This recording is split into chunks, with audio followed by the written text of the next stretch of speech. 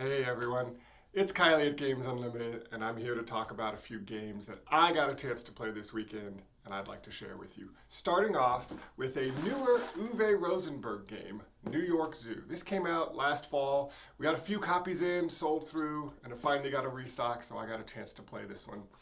This is a polyomino style game, so think something like Patchwork, another Uwe Rosenberg game, or Isle of Cats has been another popular one, where you've got all these different shaped pieces and you're trying to fit them on your board. What you're creating is a menagerie, a zoo.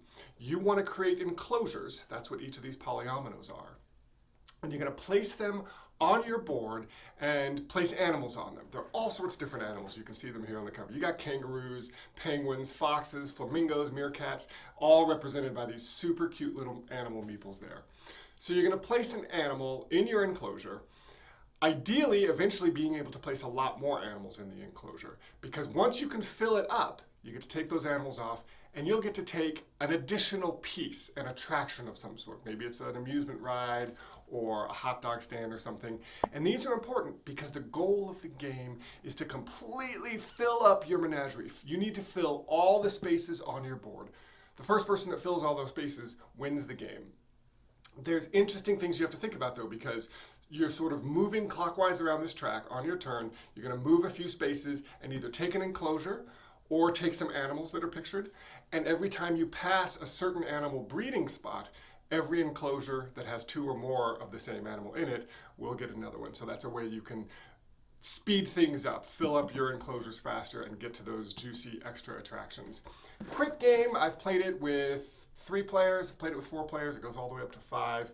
It's just a nice little exercise in spatial reasoning, plays in about half an hour. We've got a bunch of copies of this in, so I recommend you check out New York Zoo. Next up, I got to introduce some friends to a classic favorite of mine, and that is Citadels. Now this is, if you're familiar with Citadels, this might look like a really big, interesting box. This is a deluxe edition that came out several years ago, but it's still the same great game. Citadels has been out for over a decade at this point.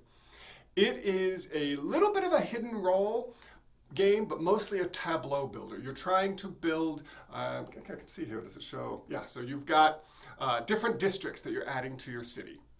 When someone has built their 7th district, the game ends and you're going to tally up points. The districts have points on them, like this one here has 2 gold, so it means it costs 2 gold to build it. It's worth 2 points at the end of the game. Great, that's nice and easy. You're putting down cards. There are some special districts that are going to score in special ways, but that's mostly what you're doing, trying to build either the fastest, be the first to 7, or a lot of really expensive cards. What makes the game interesting is that each round you're going to pass around a deck of these rolls. There are 8 of them. There's actually an option to play with 9 of them in this version of it. And when it comes to you, you're going to choose one.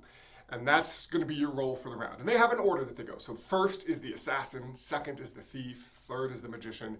So after everyone has picked a role, you don't know what role other people have picked. You can guess based on maybe what they're doing on the board, or if they went right before you, what roles were missing from the hand. But we're going to call out, say, okay, first the assassin.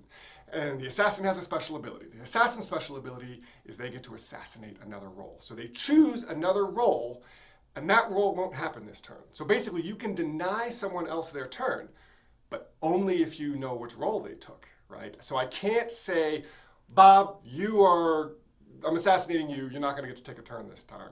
No, you're going to have to say, I choose the merchant. The merchant doesn't get to take a turn this time, and if it's Bob that you don't want to have take a turn, you're hoping that Bob chose the merchant. So there's all sorts of advantages to being able to figure out what role the other people have taken, and there's advantages to taking certain roles. So the merchant, for example, gets extra money based on how many green districts they have. So there's a really interesting layer to the game where, in addition to building these districts, you're trying to figure out what roles the other player have picked so that you can get a little bit of an advantage on them. This version of the game comes with 2 separate expansions. So I mentioned those 8 roles. Original game had 8 different roles. There are now 3 different versions of each of those 8 roles. So you can mix and match, and it's got some recommended setups. If you want a more aggressive game, use these roles. If you want a more economic game, use these roles, that sort of thing. Great game. It's been around for a long time. If you haven't had a chance to play Citadels, you should definitely give it a try. Last up, it was my daughter's birthday, my 5-year-old's birthday this weekend. So I got her the new Space Cowboys kids game. So Space Cowboys are known for games like Time Stories and Splendor, but they have started a new family children's game line that they call Space Cow. Got a cool little logo down there. So this is their first one from that line. It's called Dreamcatcher.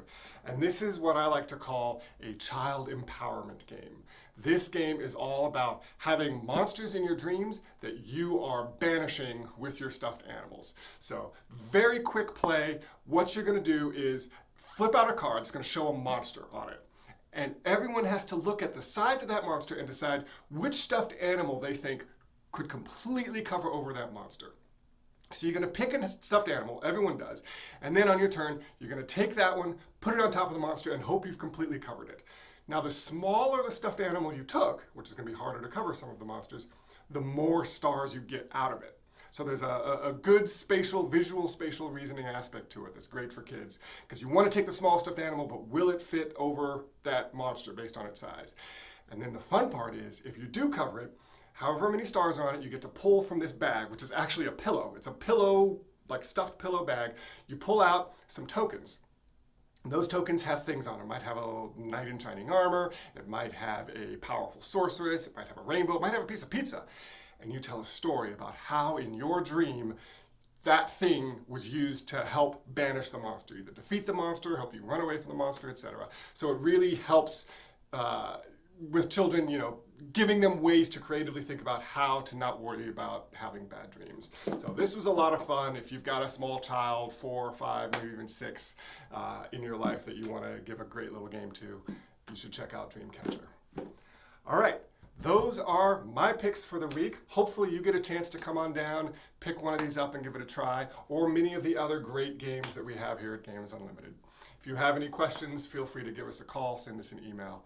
I am Kylie at Games Unlimited, and I hope this week you unbox some fun.